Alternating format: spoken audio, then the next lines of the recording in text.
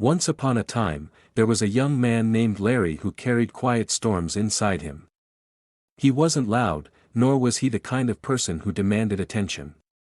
Instead, he had a calm presence, like the ocean just before sunrise, still and thoughtful. People liked him, but very few truly knew him. Larry lived alone in a small apartment filled with sketches, half-written poems, and unfinished ideas. Creativity flowed through him like a second heartbeat. He could turn ordinary moments into something beautiful, a cup of tea into a story, a sunset into a painting, a passing smile into a memory he would keep for days.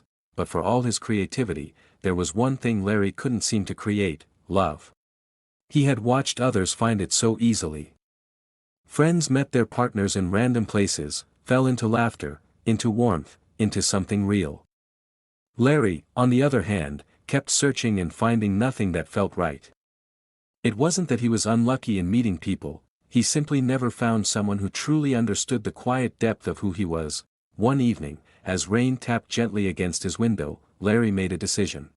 "If love won't come to me," he said softly to himself, "I'll go find it."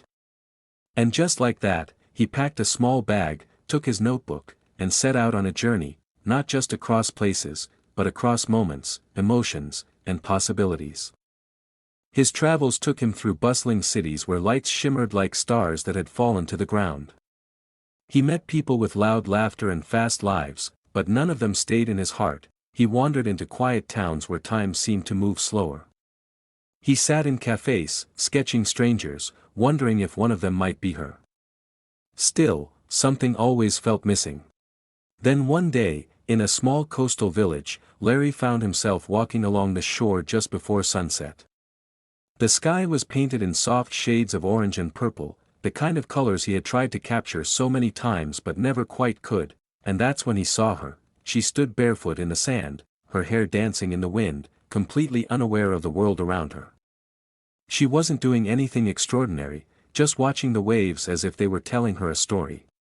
For some reason, Larry didn't look away, and for the first time in his life, he didn't feel the need to search anymore. Her name was Alara. They met in the simplest way. He dropped his notebook, and the wind carried a page toward her. She picked it up, read a few lines, and smiled. "You see things differently," she said when she handed it back. Larry, usually calm and composed, felt something shift inside him.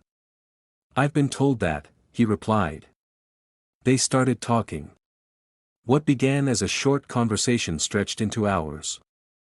They spoke about dreams, fears, art, and the strange ways life leads people exactly where they need to be. Alara wasn't loud or dramatic. She was gentle, but strong in a quiet way, just like Larry. She understood pauses in conversations. She didn't rush to fill silence. She felt things deeply, and more importantly, she understood Larry without him having to explain himself. With her, Larry didn't feel like he had to search for the right words. He didn't feel like he had to prove anything. For the first time, being himself felt like enough. One evening, as they sat watching the same ocean where they first met, Larry turned to her. "I've been looking for something for a long time," he said. Alara smiled softly. "Did you find it?" Larry looked at her, not just at her face, but at the way she existed so naturally in his world now. "I think," he said, "it found me."